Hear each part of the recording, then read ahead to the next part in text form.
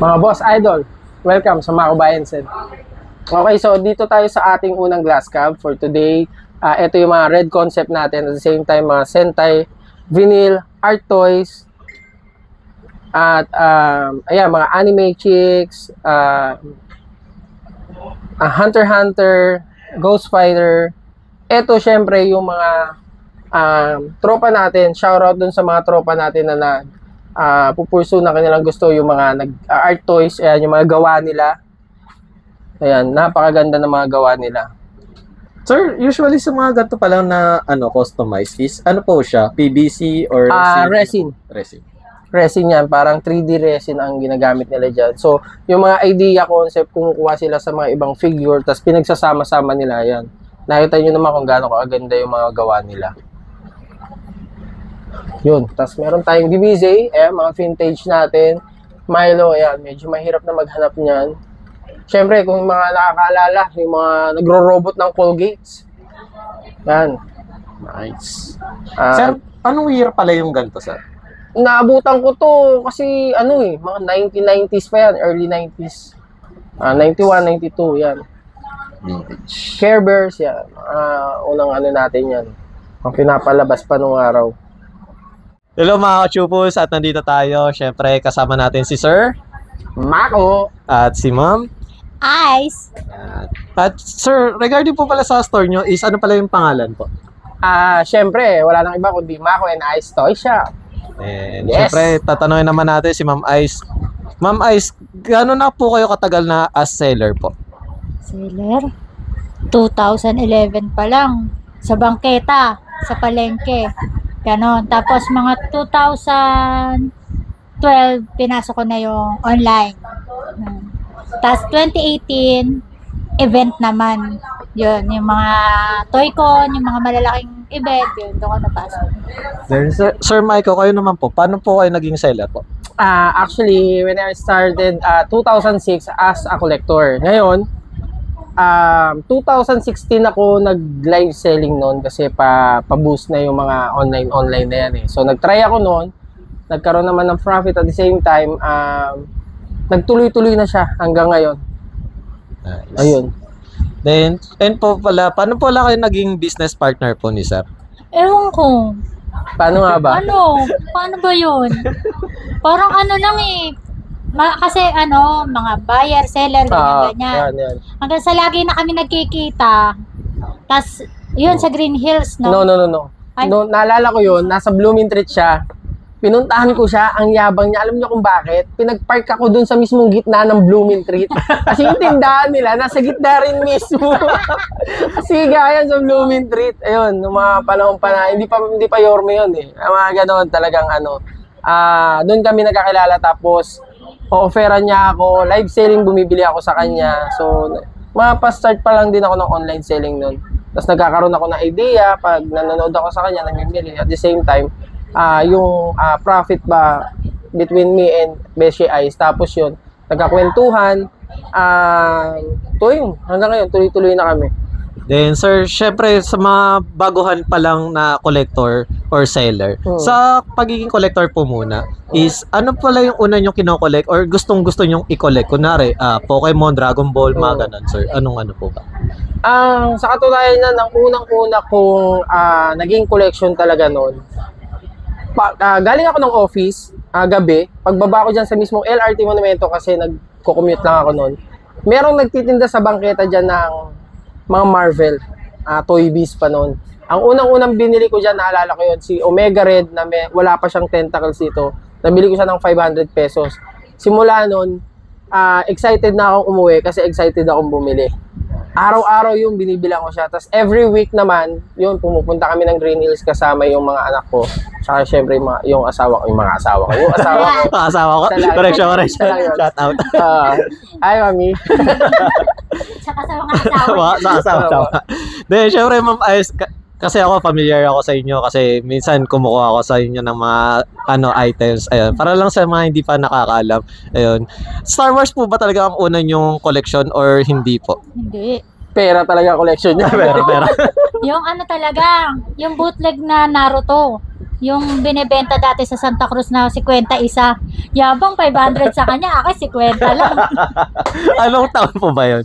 Ano yun, mga 2006, 2005, mga ganun. Bata pa ako nun. Kinukupit ko pa yung pambili ko nun.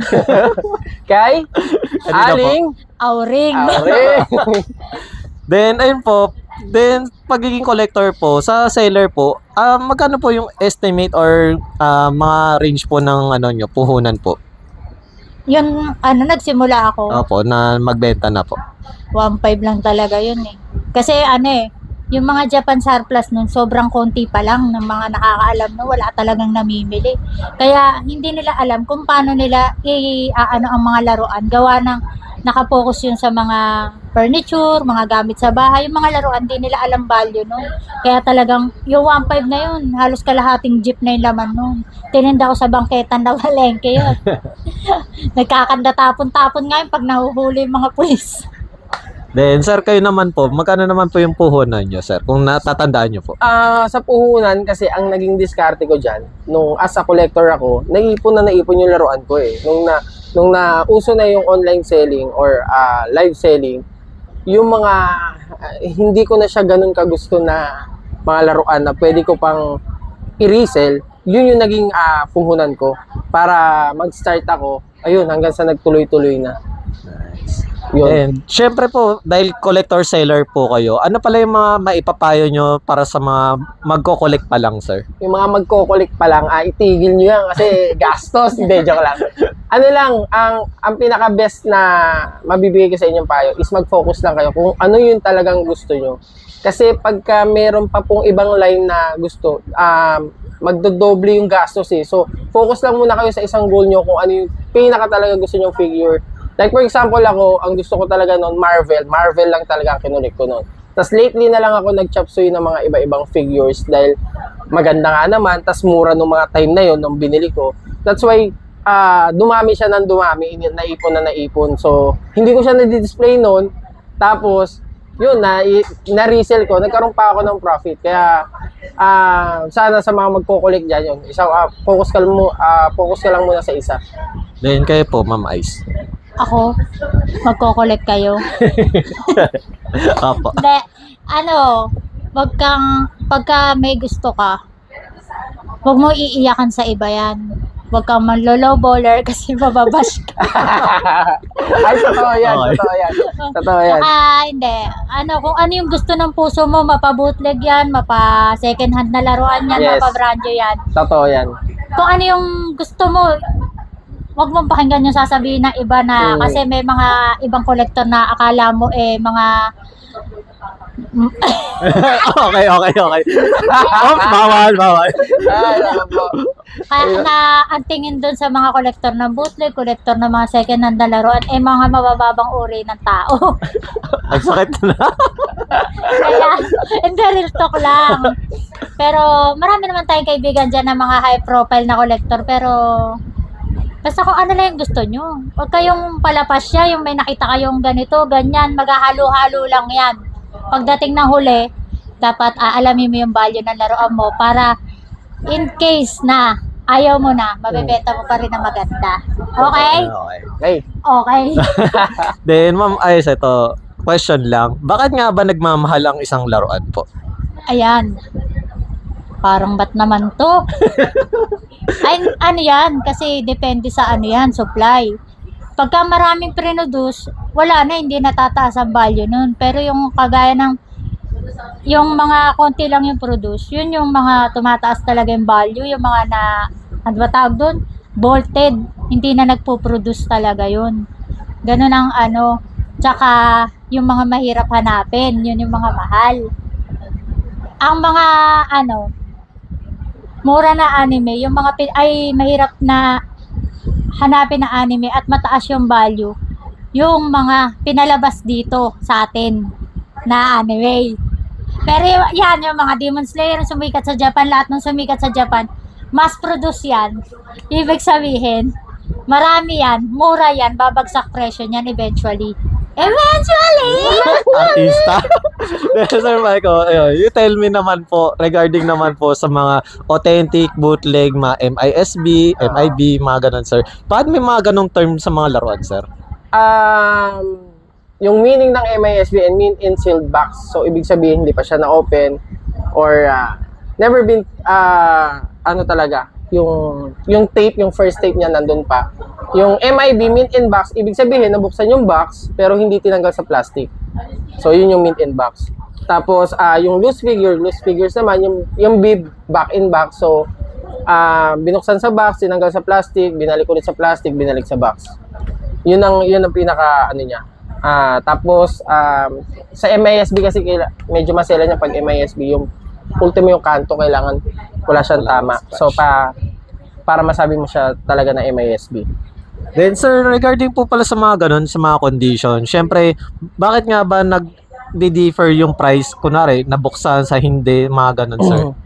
Kasi yung iba hindi, nakikurious talaga eh. Bakit ang mahal? Yung iba, parang 10K ang difference, mga ganun, sir. Kasi may kanya-kanya tayo talaga na taste eh. Ako para sa akin, mas gusto ko yung loose figures kasi mas na-display ko siya, nalalaro ko siya. At the same time, nakikita ko yung kung gaano or ma-appreciate mo talaga yung figure, kung gaano siya kaganda talaga. So, meron naman kasing collector na gusto naka-box lang. So, meron parang hindi natin alam kung may plano sila na in a future, i-resell niya. Tapos, at the same time, tumaas yung value. Meron siyang naka-sealed.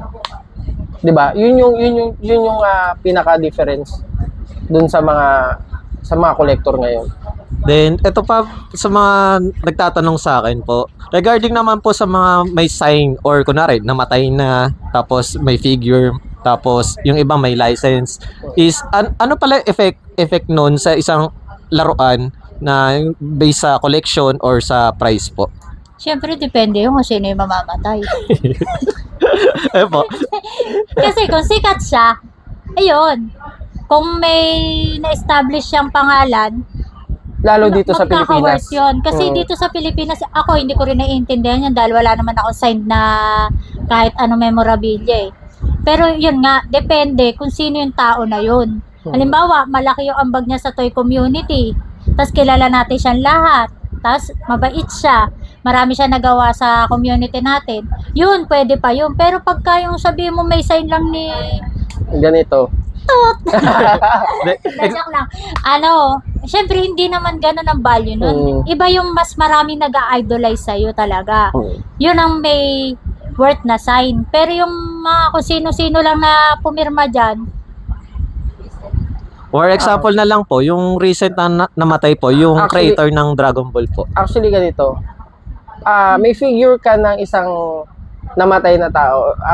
Sad to say, that's the reality. Kung sino yung mamamatay or sino yung namatay, dun pa nagkakaroon ng value. Bakit kamo? Kasi, kunyari may sign na siya, hindi niya na mauulit yung sign na yun kasi patay na siya.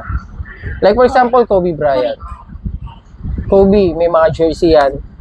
Maraming pinirmahan yan. Tumaas ang value. Bakit kamo? Kasi hindi niya na mauulit eh. Wala na siya. So, pangit pakinggan kasi doon nagkakaroon ng mas lalo ng value yung isang personalidad, lalo na pag wala na siya. Yun lang yung masakit sa part na yan.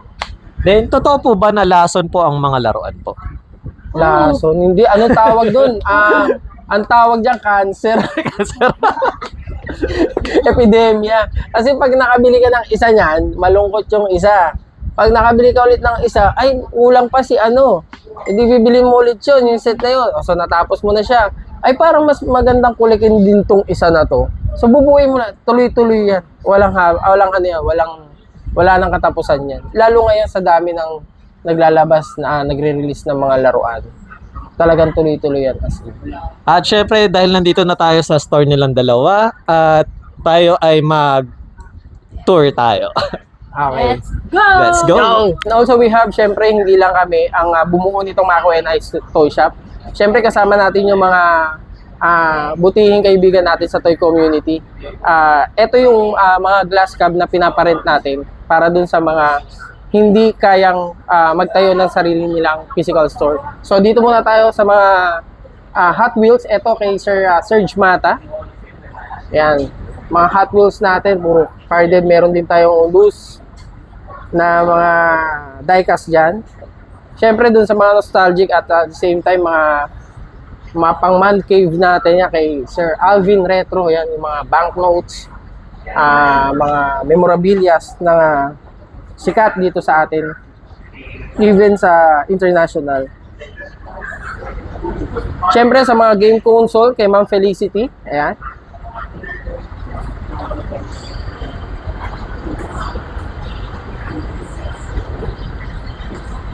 Siyempre sa mga batang 80s and 90s na may hilig sa palengke toys nung araw, ito kay paring Ray Loloy Legaspi.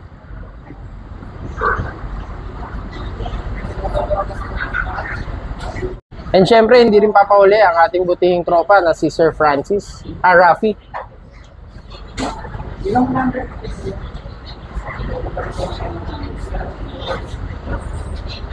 Ito naman kay Sir Francis, yan, mga diecast din, figures, game console, cards.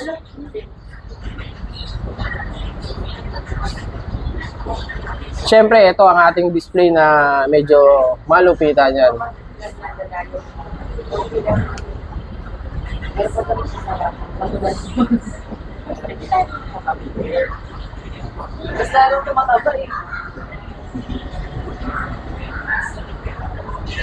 Mga boss idol, sa mga gustong mag-visit sa amin, please Mako and I Store Shop located at third floor, LRT Mall, Caloocan. And sir, regarding pala dito sa sa store niyo po, is ano pala yung opening and closing niyo po? Ang opening namin is 10 a.m. to 9 p.m. Every day yun. Then regarding naman po sa mode of payment, ano pala yung Mode of ina-accept payment niyo po? namin kahit promissory note pwede. Hindi, joke lang. Cash tayo, bank transfer, GCash, tapos Paymaya pwede. Wag lang credit card. soon. Soon meron. Magkakaroon tayo niyan. Then sir, meron din po ba kayong mga Shopee, Lazada, Wala! TikTok? Hindi, joke lang. Wala. Ayan. At subscribe sa aming mga personal account. Ayun, Mako Corner Garsalia. I Store Kayon. Okay, maraming pong salamat at mabuhay tayong lahat. Arigato sa